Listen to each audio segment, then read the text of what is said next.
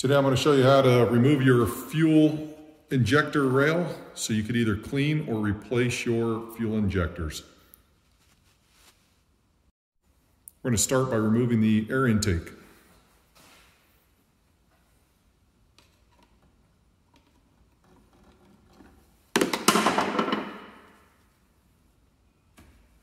Slide that out of the way.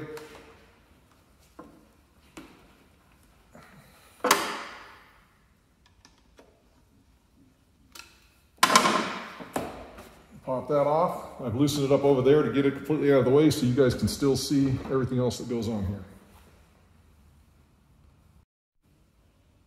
Next, you're going to want to remove your throttle cable. Here, just be careful. You can take a screwdriver in there, kind of twist it, it'll pop that right off. You're going to unhook your throttle body spring, set that right there. Next, I'm going to take this off. Be careful when you pull from here that you don't break the elbow going into the valve cover. It's a pretty stiff line. If you twist it as you go, it'll come up.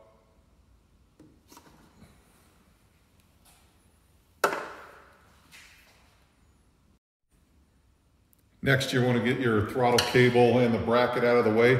There's two 10mm bolts, as you'll see right here.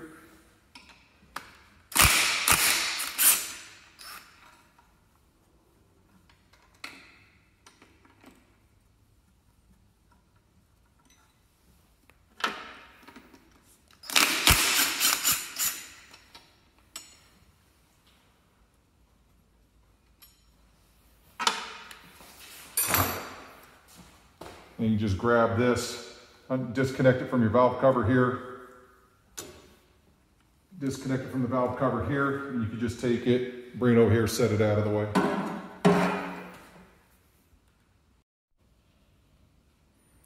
Okay, next I'm going to want to unplug my fuel injectors. These have a locking tab on there, that little red lock you can see there. As you can see on this one here, it's already broken off. They do get pretty brittle, so when you try to pull them up, they can sometimes break off. So what you got to do is you got to lift this red tab up until it comes up like that. There's a little squeeze lock here. You squeeze that, pulls right off. Take them, tuck them out of the way.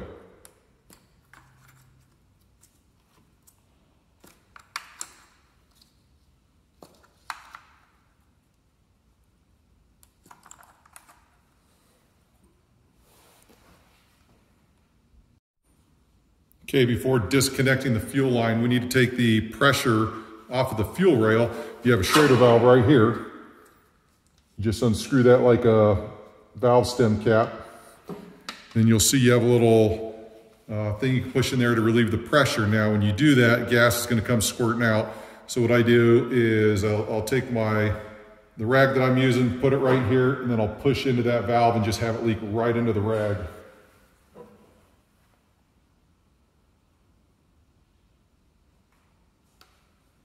You can see it's squirted right there, and I'll leave it pushed in a little bit just to make sure it soaks all that up, and I'll do it one more time at a different spot so it can soak it up. Now that we've got the pressure off of there, you can put the cap back on so you don't lose it.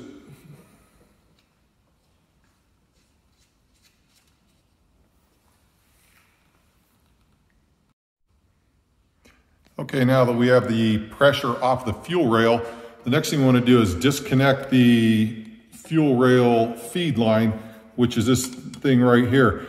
Now, this does require a special tool. You could either buy one at the parts store or you can make your own.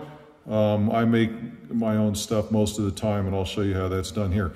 So this has a retaining piece here that you have to take off before you can remove that rail. So take a little screwdriver, get it tucked in there, pop off the back first, then you want to push it forward to get it out of the lock there. So this piece right here has an internal lock that won't allow the fuel line to disconnect from the fuel rail. So you have to use that special tool that wraps around, let me come around this other side, that wraps around this piece right here and then pushes in this way And at the same time, you push this piece forward so it unlocks, and then you slide the whole thing back. Like I said, there's a special tool for it, or you can make your own. I just got a little plastic piece here, cut a slot in it, and then this will slide, or separate and go right around this piece, which is hard to do while you're filming. There you go. And then the way this works is you take this piece, you push it in while you're pushing this one forward, it releases that lock, and then everything pulls straight back. So this little thing right here slides right out of the way, so you can pull that back out of the way a little bit. You can get it there, and then come and put your pliers here, figure out where everything goes. It's kind of hard with the AC lines in the way here, so it may take a couple tries to get this off.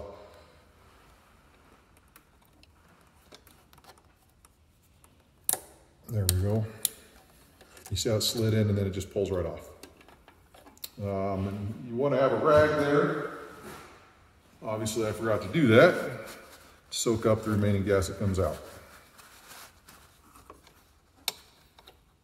There we go. This is kind of hard to get this thing the whole way off without bending this line, so you want to do what you can to not bend the line. And then you can get your adapter that you made to pull that off. It saves you a trip to the store and saves you a little bit of money.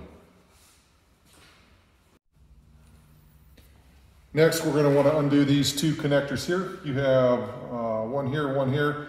When you undo these, then this wire here will pull up a little bit easier, and then you could slide the fuel rail out from underneath it. And they're simple push connectors.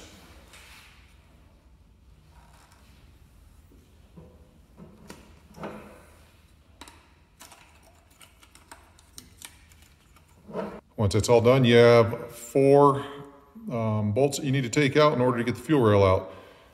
One here, one here, one here, and one here. Keep in mind the outside ones have sensors attached to them, so there's a little bracket. Make sure you get those back on once you take it off.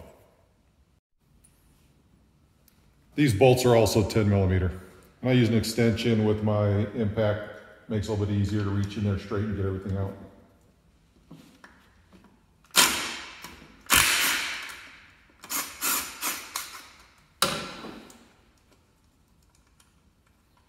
First thing you're going to pull is going to be the retaining nut for the, so you get it there, that's going to be for that sensor bracket. Once you pull that bracket off, then there's another nut underneath that you have to take off.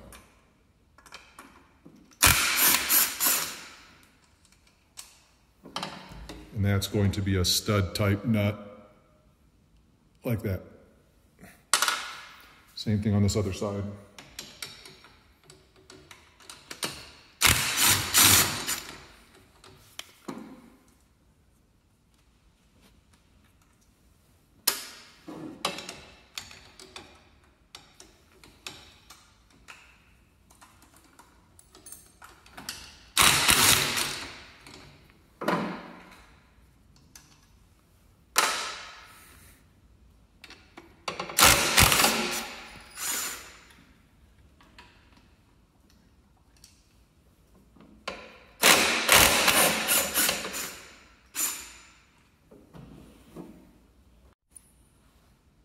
Now that you have all that disconnected, everything out of the way, the fuel injector rail simply pulls out. If you haven't cleaned down in where the fuel injectors go, I would take compressed air, blow all that stuff out of there, and make sure you don't have anything fall down into your intake. When you go to pull the rail out, it's a simple rocking back and forth motion gently as you're pulling, and eventually it should pull out. See how it moves like that? And then you're going to pull slightly as you're doing it, and then it just pulls straight out. Now be careful as you're starting to work this out of here. You want to get your fuel rail above, and then you want to keep this wire pulled up and not drag your injector on stuff over there. Keep the fuel rail tilted up this way, because in this end where the fuel inlet is, if you turn it upside down, gas is going to go pouring out. So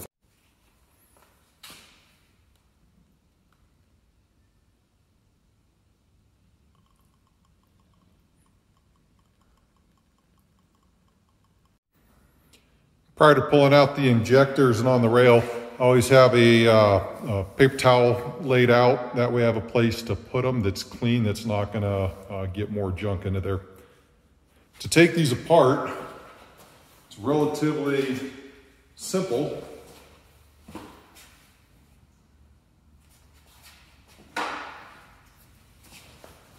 They're retained by clips at each injector. So you just get in there and you just work the clip up just like that and it pops right off. Now I would keep your injectors in order to pop these out. Now that you have that clip off of there, you're gonna take this and it just pulls right out. You should hear a boom. Once you get the clip off, the injector will pull straight out. You might have to twist as you're pulling because there's an O-ring on the inside that is compressed, which keeps the fuel inside the fuel rail.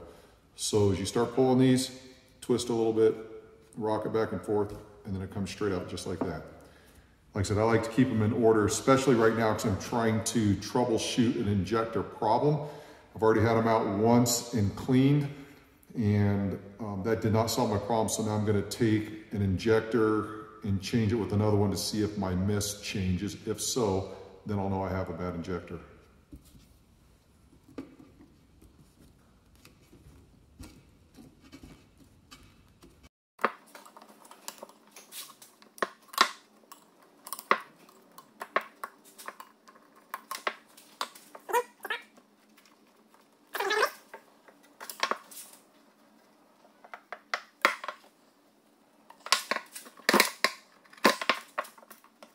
Them all out, you can clean them. One of the common problems you're going to see with injectors, these O-rings right here, they get compressed, they get dry rotted. They sell O-ring kits for that. Make sure when you go to put them on, you put a little bit of motor oil wiped around there. They slip on real easy and they also seal better as you put them in.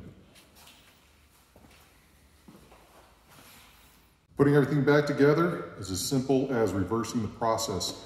One thing to know, when you go to install these, make sure you get a little bit of oil on the O-rings, and when you put them in, you're going to kind of rock them back and forth until they slide in and they just press in. And once you do that, you put your clips back on and reinstall everything back on the motor the same way you took it off.